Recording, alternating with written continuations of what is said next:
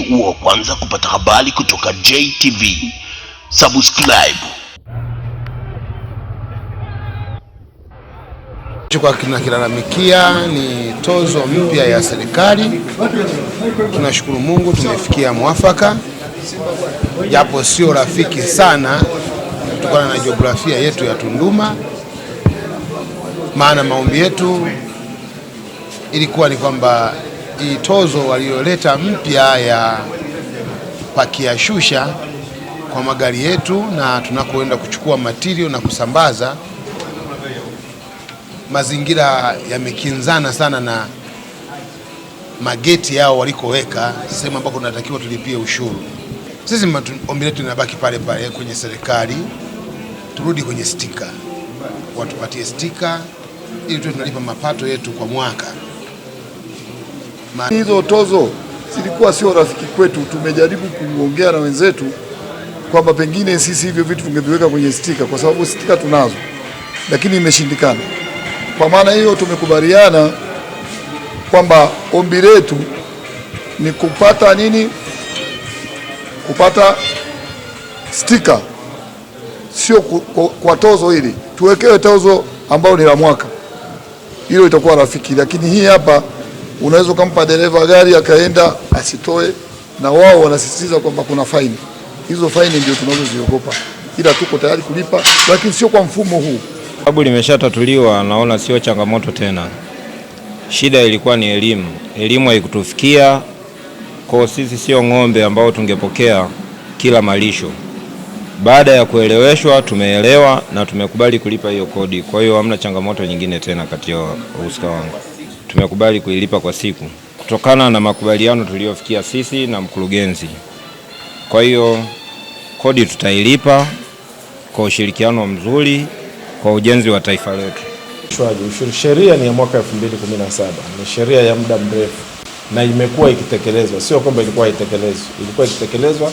Tunasema kwamba tumebadili mfumo wa kuitekeleza, kuisimamia, kwa sababu ilivyokuwa inatekelezwa pale awali ilikuwa haina tija.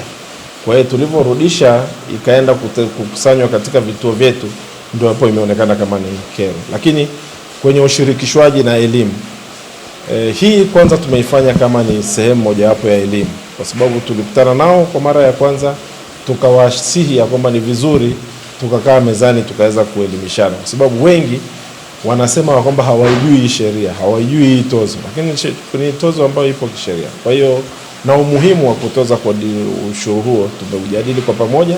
Bali walikuwa wanakusanya pale wanaposhusha, lakini mapato mengi yalipotea kutokana na watu wengi kutokulipa. Sasa tukabadilisha mfumo wa kwenda kukusanya, ambapo tuliweka vijana wetu kwenye vituo vya ukusanyaji wa mapato, na tulipoanza kuikusanya wafanyabiashara wale wakahisi kwamba ni tozo mpya. Kwa hiyo nawapongeza wafanyabiashara kwanza kwa kukubali kukaa pamoja kwenye meza kwenye ofisi ya mkurugenzi tukiwa na mwenyekiti wa halmashauri na kufikia mwafaka huu ambao tumekubaliana tutoke katika kiwango kikubwa cha gari kubwa kutoka shilingi 10,000 na sasa iwe ni shilingi 3,000. Lakini tutoke kwenye kiwango cha gari dogo kutoka shilingi 5,000 kiwe ni shilingi 2,000 kwa chanzo cha kushusha na kupakia. Tutokea mkwamo kidogo kwa sababu ya kwenda kukiimarisha kuchukua tozo ya kushusha na kupakia, ambayo ni tozo ambayo ipo kwa mujibu wa sheria. Tozo hiyo ilikuwa imepangwa kukusanywa kwa kiwango cha kwa kila gari kubwa kwa shilingi 10,000, kwa gari la kati shilingi 5,000,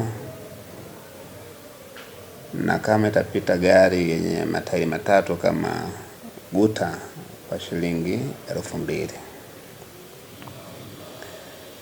Sasa kwa kuwa chanzo hicho kilikuwa kinachukuliwa, lakini kilikuwa kinachukuliwa site pale wanapokwenda kushusha, matokeo yake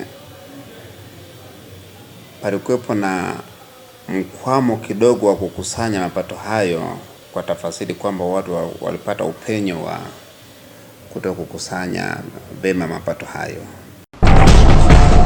Mtazamaji wa J Online TV, ili uwe kwanza kupata habari kutoka JTV, subscribe kisha like, halafu bonyeza kengele hapo chini ili uwe wa kwanza kupata taarifa pindi habari mpya inapokuwa imewadia.